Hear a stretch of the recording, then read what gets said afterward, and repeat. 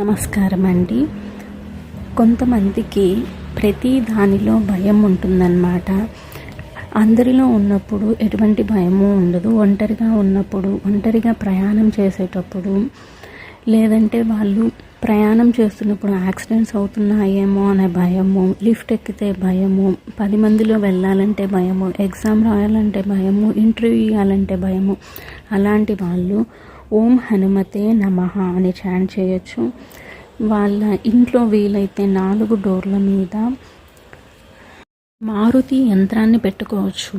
లేదంటే ఎక్కువగా యాక్సిడెంట్స్ అవుతూ ఉంటే కనుక వాళ్ళు మారుతి మారుతి మారుతి అని చాంట్ చేయొచ్చు.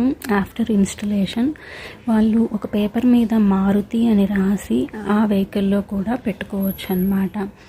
మారుతి మారుతి మారుతి మారుతి మారుతి మారుతి